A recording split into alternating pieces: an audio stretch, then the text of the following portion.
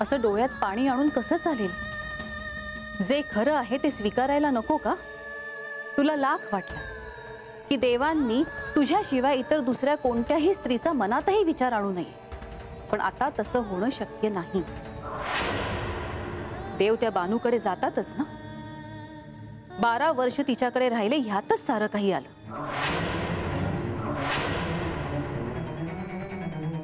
त्यांनी तुझ्या सुखदुःखाचा विचार केलाय कधी?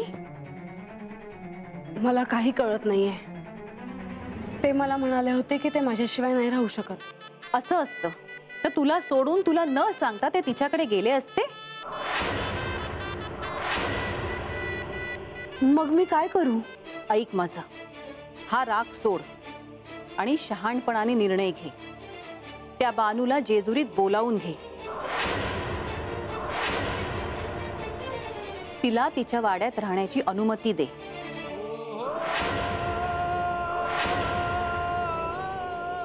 पंधरवड्यातून 2 वेळा त्या दोघांना भेटण्याचीही अनुमती दे.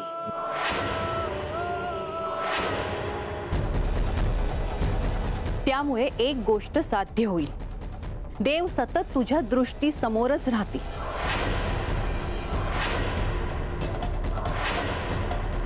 आणि ती सुद्धा तुझ्या संमतीशिवाय काहीही करू शकणार नाही.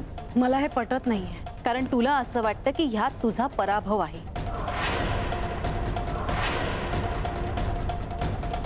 कधी कधी संसारात 2 पावलं मागेही घ्यावी लागतात. पण त्याने प्रश्न सुटणार नाही आई. पण देव तिच्याकडेच राहायला गेले तर काय करणार आहेस तू? पाहुण्यासारखे येऊन 2 दिवस तुला भेटतील आणि परत तिच्याकडेच जातील. मग कोण जिंकेल?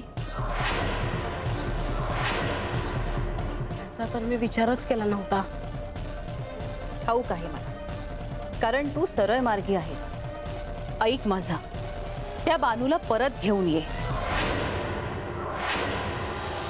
मला तुझं म्हणणं पटलं आहे आई. उद्याच मी त्या बानूला संदेश पाठवते. आदेश पाठव, संदेश नाही.